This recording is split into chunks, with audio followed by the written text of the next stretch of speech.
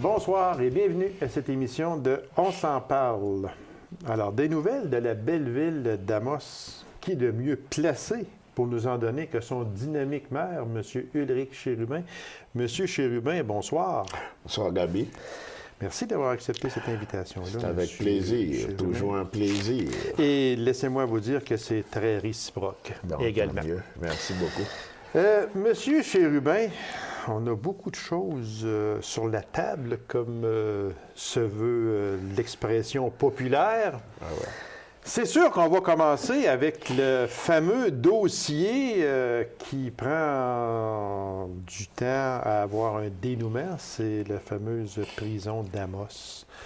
Il me semble que ça fait des années. Et je vois encore M. Dupuis arriver à Amos, c'est bon, etc. Je ne veux pas tourner le couteau dans la plaie. Le couteau dans la plaie. Mais c'est rendu où, M. Je suis d'accord avec vous. La dernière annonce datait de 2008 de M. Dupuis. Et puis après ça, il y a 2 ans, on est venu mettre une pancarte que tout le monde peut voir à l'entrée de la ville d'Amos quand on sort, et bien sûr, de la SAR. Dans tous ces grands dossiers-là, parce que je l'appelle un grand dossier, ça prend du temps. Ça prend du temps. Et moi, j'ai appris la patience et la détermination dans des dossiers comme ça. Et je pense que le dossier chemine très bien. Très bien au point que la dernière fois, j'étais à Québec dans la délégation Abitibi-Témiscamingue aux parlementaires. Sûrement, vous avez entendu parler de ça. Il y avait 50 leaders que la CRE a amenés à Québec au restaurant Le Parlementaire. Et j'ai eu l'occasion de rencontrer le nouveau ministre de la Sécurité publique, M. Dutil. Oui. J'ai rencontré M. le Premier ministre, donc j'ai repositionné le dossier. Et si tout va bien, on devrait faire la première pelletée de terre bientôt.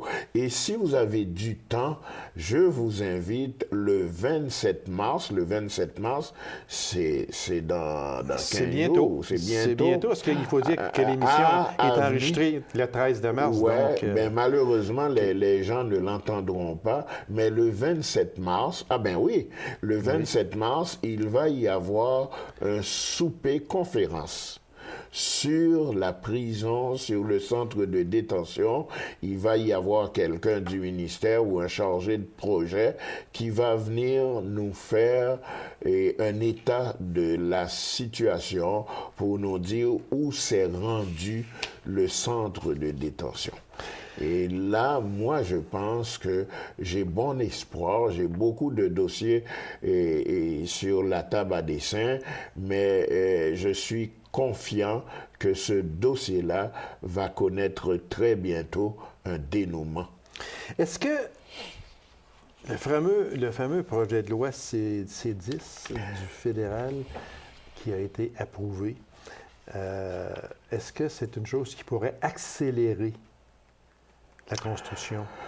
Et je ne saurais vous le dire, mais je sais que le C10, c'est fédéral. C'est fédéral, alors que ça va toucher pareil beaucoup de Québec. C'est provincial. Oui. J'ai entendu le ministre de la Justice, M. Fournier, dire ça va avoir un impact sur les prisons du Québec. Au moment où on se parle, Gabi, je pense que C10 vient d'être adopté hier ou avant-hier. Donc alors, il faudrait peut-être attendre pour voir les conséquences.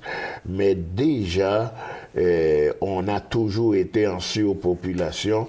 J'espère que ça va pas venir empirer la situation. Est-ce que ça va accélérer? Aucune idée, mais je ne pense pas que ça peut être... Il peut y avoir un lien entre les deux au moment où l'on se parle. Parce que pour ceux qui ne seraient peut-être pas au courant, bon, tu sais que le nouveau centre de détention, c'est un investissement de 111 millions. 220 places, soit 134 de plus que la prison actuelle. Il permettra de créer 81 emplois permanents et 250 durant la construction. Il est situé sur la route 111 en direction de la SAR. Quand on va à la SAR ou quand on revient de la SAR, on ne peut pas la manquer. D'un optimisme modéré. Je me souviendrai toujours de ce. Oui, c'est un optimisme modéré. Une chance que j'avais dit ça. Oui, parce que si j'étais d'un optimisme débordant, aujourd'hui, je serais mort. Mais étant donné que c'est modéré, l'optimisme demeure. Mais je suis sûr et certain, lentement, mais sûrement, on avance vers la concrétisation de ce projet qui, je suis d'accord avec toi, a beaucoup trop duré. Là, j'espère, monsieur Chérubin, là, juste un entrefilet de même, là, sans faire aucune politique active, je ne veux pas, mais j'espère que s'il y a déclenchement d'élections provinciales, comme la rumeur le veut, peut-être au printemps, je ne pense pas peut-être, mais à l'automne, presque certain qu'on va aller au peuple, là, M. Charest va aller au peuple, j'espère que si, à ce moment-là, les travaux ne sont pas commencés, que ça ne retardera pas encore. C'était aussi ma crainte, et c'est ce que j'ai dit au Premier ministre, au ministre de la Sécurité et au numéro 1 du cabinet du PM, du Premier ministre, M. Claude Lemieux. Il m'a dit, Monsieur le maire, ce dossier-là ne peut pas être remis en question pour aucune autre raison. Donc alors, moi, Gabi, j'attends le dégel et je suis presque certain qu'au dégel, votre pelle va être prête. Il va y avoir une pelle téléphère. Votre pelle va être prête.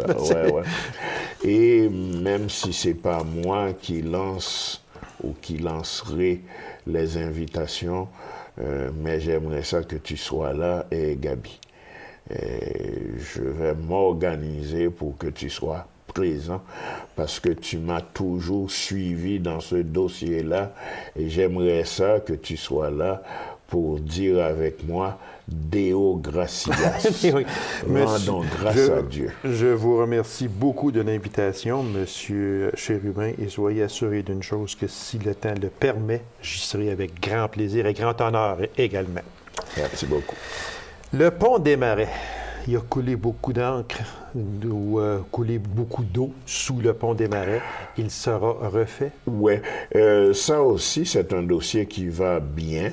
Mais vous savez, le pont, la pilier du pont est dans la rivière et il y a du poisson dans la rivière. Donc, au point de vue environnemental, on ne pouvait pas faire des travaux à un certain moment donné. C'est pour ça que le travaux a été suspendu. Mais j'ai su hier que le contrat a été donné, mais j'ai oublié de savoir qui a eu le contrat. Donc alors, il va y avoir à partir de juillet la déconstruction et la construction du pont temporaire. Et après ça, donc en 2013, il va y avoir des travaux 2012, possiblement qu'on va arrêter l'hiver 2012-2013. Donc alors le pont devrait être terminé. Ça, c'est le pont à l'entrée principale. À l'entrée, c'est-à-dire c'est le pont qui est au centre de la ville, la rivière Arikana. Voilà. Alors, c'est un dossier qui devrait... c'est un projet de 16 millions. Donc, alors, c'est bon pour l'économie ambourgeoise. Oui, exactement, c'est sûr.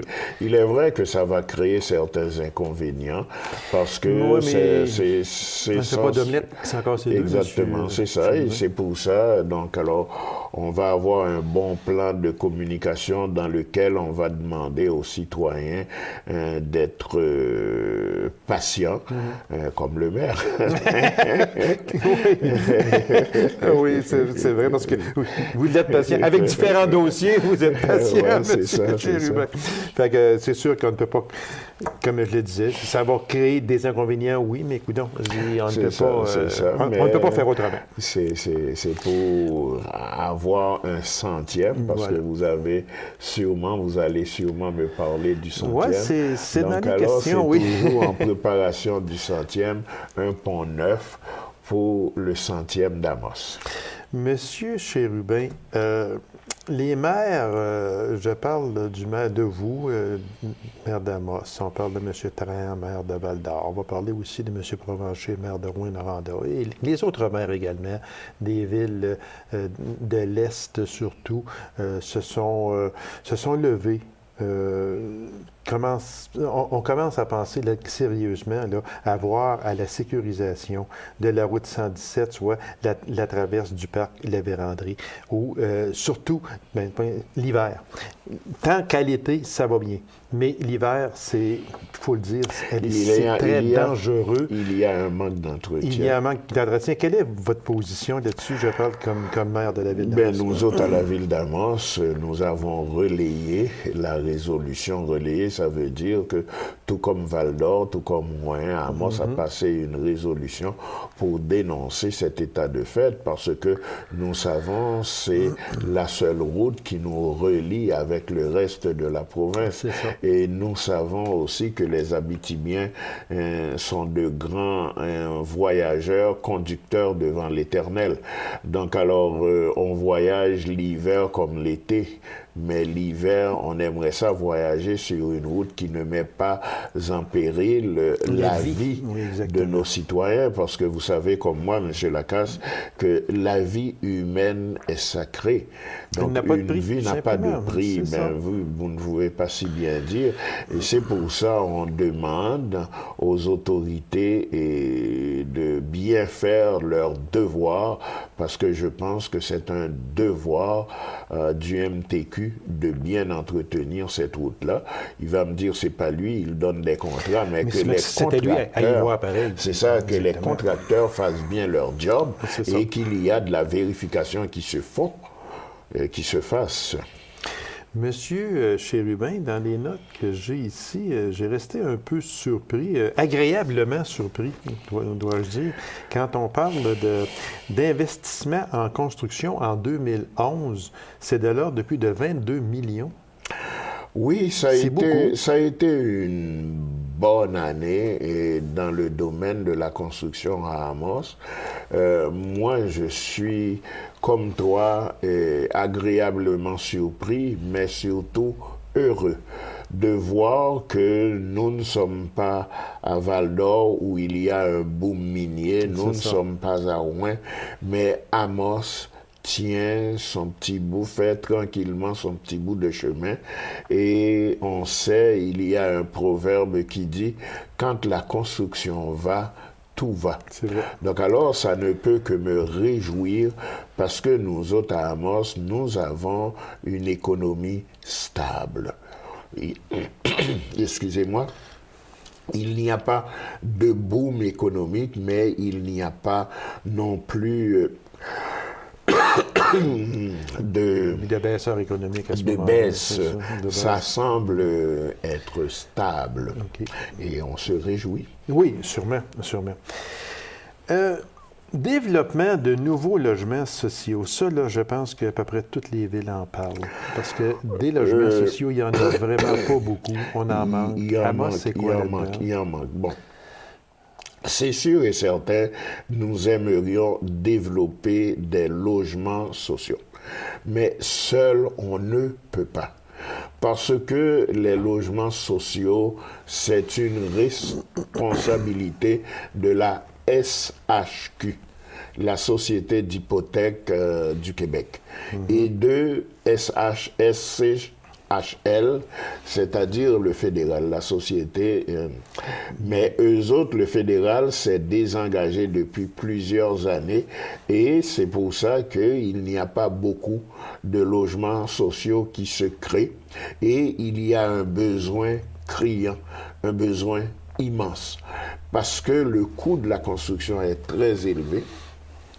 Tu ne trouves pas facilement d'entrepreneurs pour des maisons, pour des logements locatifs et pour des logements locaux. Ça devrait être le travail des villes et des organismes communautaires, mais la mise de fonds demandée est tellement élevée. Elle est forte, oui, justement. Qu'il n'y a pas un organisme communautaire, mais excusez, qui a l'air assez solide pour lever des projets comme ça. C'est que, à ce moment-là, M. Chérubin, ce serait quoi la solution à ça? C'est que le gouvernement, autant fédéral que provincial, sorte plusieurs programmes, parce que parce qu'on parle d'Amos, mais c'est partout pareil. C'est partout. Et il y a deux choses, comme la ville de Lassar a fait. Ce serait peut-être bon qu'on mette de côté un fonds concret, un fonds de logement social, comme Lassar fait. C'est OK, bien. oui, exactement. J'apprécie beaucoup. Mm-hmm. Mais c'est encore les taxes des citoyens. Et vous savez qu'avec la taxe foncière qu'on a, là, on est pas mal limité comme ville. Il va falloir que les paliers du gouvernement prennent leurs responsabilités et regardent la possibilité d'investir dans ce les domaine, logements, dans les logements sociaux. Parce que c'est quand même, c'est beaucoup, on parle de ça, puis comme on le disait si bien, M. Chérubin, ce n'est pas seulement qu'à Amos, là, que ce soit à Malartic, à Val-d'Or, à Rouen, à La Sarre, à Macamie, il y en a pas de logement. Puis, c'est rendu un fait qu'il faut que les gens, si on ne veut pas que les gens quittent, si on veut que les gens restent chez nous, alors il faut obligatoirement, à ce moment-là, être capable de... Surtout les gens à faible revenu qui ne travaillent pas dans les mines vont avoir de la misère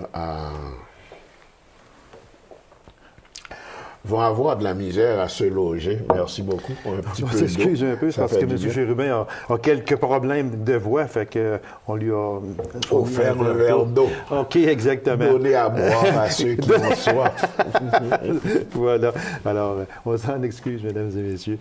OK. Fait que c'est ça. On était rendu dans les logements. Alors, à ce moment-là, il faudrait que les paliers de gouvernement, pas seulement au municipal, mais au fédéral et au provincial, puissent injecter d'argent. Parce que nous autres, les municipalités, on veut bien faire notre part, mais la taxe foncière qu'on lève, là, on ne peut pas mettre ça à toutes les sauces, si vous me permettez l'expression. Oui. Une autre des grands travaux aussi en rénovation de la première avenue qui s'en viennent à Amos en 2012. Oui, en rapport avec les travaux qui vont se faire sur le pont, on avait pensé refaire la première avenue, qui est l'artère principale de la ville d'Amos. Et la rue principale, elle ne s'appelle pas la rue principale, mais c'est quasiment l'artère principale, le nerf du commerce. Mais c'est pas facile à faire, cette artère-là, parce qu'il y a beaucoup de commerce là-dedans. Donc alors, on a engagé une firme, la firme ICOM, pour le design urbain. Et puis essayer de nous faire un plan de design qui va faire en sorte que l'âme de cette artère, de cette rue, va rester. Donc, c'est là qu'on est rendu et il va y avoir après ça, parce que le design urbain, c'est sûr, à la surface, ils ne vont pas en profondeur. Donc alors pour les infrastructures, ça nous prend des architectes et puis des ingénieurs aussi. Donc alors tout ça est en branle. L'architecte du design urbain est ici et puis nous donne de temps en temps nos rencontres et puis 2012-2013, surtout, ça devrait être terminé. OK. Vous allez me dire, c'est mon dada. Et pour le 100e, on aimerait que ce soit terminé. On aimerait qu'Amos soit belle. Elle est belle, Ah, ben mais oui. on voudrait qu'elle soit encore plus belle. Plus disons. C'est ça. belle pour son centenaire. On en parle justement du centenaire d'Amos. Bon, ça s'en vient. Oui, ça s'en vient. C'est en 2014. 2014. C'est dans 2 ans. Il y a déjà un comité qui s'affaire à mettre sur pied quelque chose pour faire en sorte que les festivités de la ville d'Amos, c'est la première ville qui fête son Ça va être la centième. première ville, exactement. Donc alors, bon, n'en déplaise à Tachereau, qui a fêté avant nous autres son 100e, donc on ne va pas faire une guerre de clochers, il y en a Non, je ne déjà pense eu pas. assez, mais on va dire, bon, écoute, Tachereau dit c'est lui, et c'est elle, la première ville centenaire. Bon, on va pas se chicaner, mais nous autres aussi, pour notre 100e en 2014, eh bien, on veut des festivités grandioses, puis on veut que tout le monde participe à la fête. Il va y avoir des activités pour tout le monde. Ce sera une grosse fête. C'est Échelonné, c'est ça, échelonné sur un an. On ne peut pas faire une fête d'une seule fin de semaine. 2014, Okay. du 1er janvier 2014 jusqu'au 31 décembre 2014. Ça me tente quasiment de vous poser moi, la question. Est-ce que M. Chérubin sera maire de la ville d'Amos lors des festivités du 100e anniversaire d'Amos? La décision n'est pas prise, mais on réfléchit très sérieusement parce que, comme vous le savez, j'ai des projets qui sont encore sur la table à dessin, qui ne sont pas réalisés. Et puis, j'aimerais ça, par exemple, pouvoir dire mission accomplie. Donc, je suis dans une période de réflexion et puis aujourd'hui, je ne peux pas te dire ça, là, mais on regarde très sérieusement. Parce que les élections 2013? 2013. Alors, novembre 2013. Alors, vous avez 1 an et demi, M. Chérubin, pour annoncer votre décision Ouais, qui, c'est je l'espère, du moins, je n'habite pas à Amos, mais on n'a que des éloges de bons mots envers M. Chérubin et tous ceux qui Jusqu'ici, je n'ai pas senti de mouvement pour changer de maire.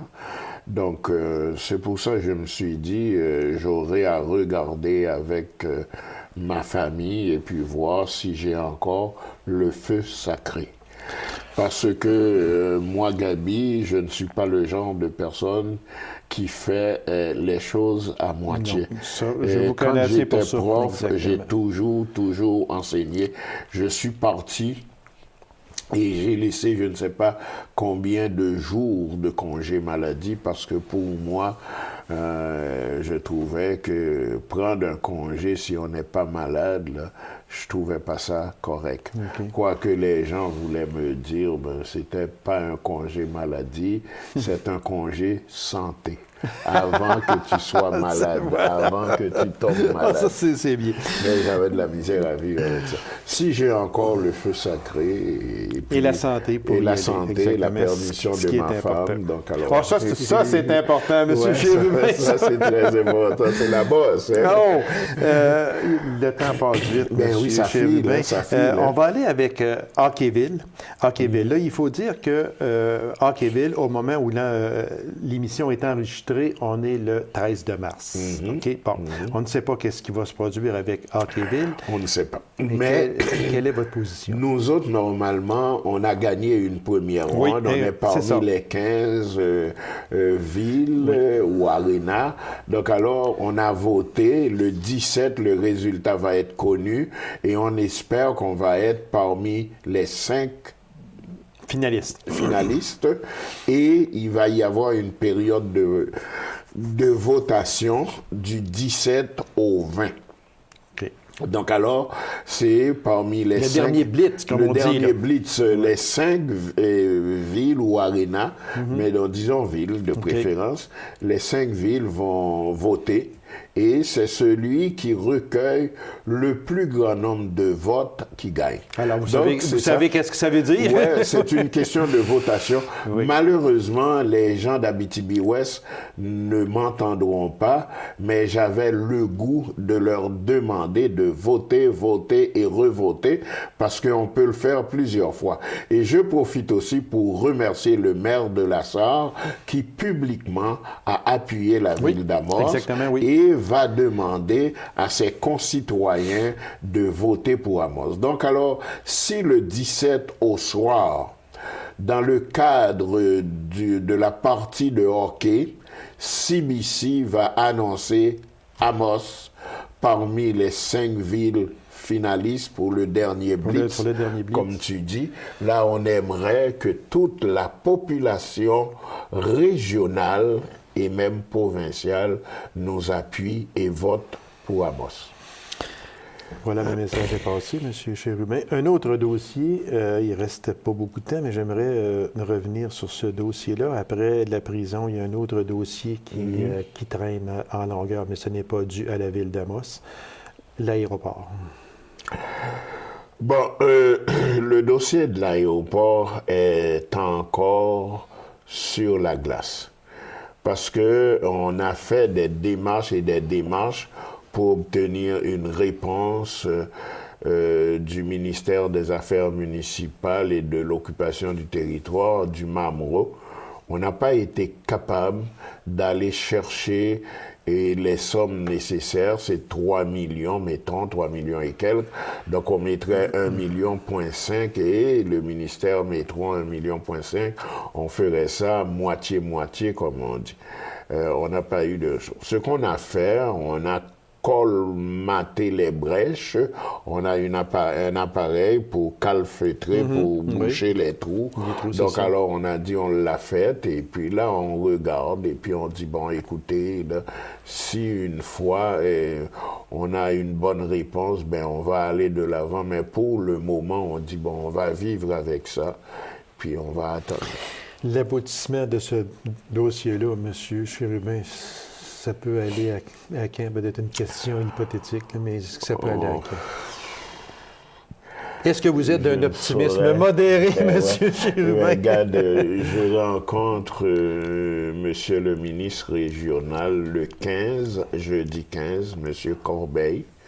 On va sûrement lui reparler de ce dossier-là. Et puis voir qu'est-ce qu'il va nous dire, parce que il faut mettre dans le coup notre député, M.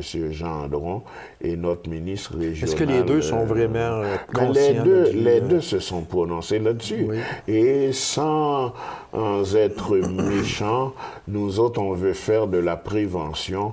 On ne veut pas que l'aéroport d'Amos arrive à un point de non-retour comme l'aéroport de La Sarre à un moment donné où l'avion ambulance n'était pas capable d'atterrir. Parce que nous autres, ce n'est pas un aéroport commercial, c'est un aéroport municipal pour desservir nos citoyens et dans la plupart des cas, pour permettre à l'avion ambulance de venir chercher les gens qui malheureusement auraient eu une attaque cardiaque ou quelque chose comme ça. Alors au lieu de les transporter à Rouen, à Val-d'Or ou à Val-d'Or, c'est vrai, ce serait Val-d'Or. Oui, c'est ça. On peut sauver des vies. Ben oui, c'est ça, c'est l'objectif. Là, et c'est un aéroport qui ne fait pas ses frais. Tout ça, là, c'est avec les taxes des citoyens. Quand je vous dis, M. Gabi, il faut gérer serré.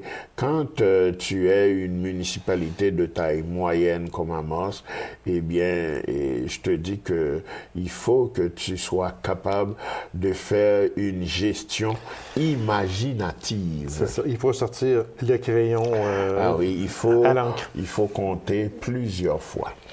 Monsieur Chérubin, merci infiniment. Juste peut-être 10 secondes. Fermeture de la mine Géant dormant, une conséquence pour Amos? Ben, conséquence minime, Okay. Mais quand même, il y avait des gens qui allaient travailler là. On sait qu'aujourd'hui, dans les mines, il y a beaucoup d'emplois. Ceux qui ont perdu leur emploi là vont aller ailleurs. Exactement. Donc, alors, Monsieur Chérubin, merci infiniment. C'était très intéressant. Ça nous fait plaisir.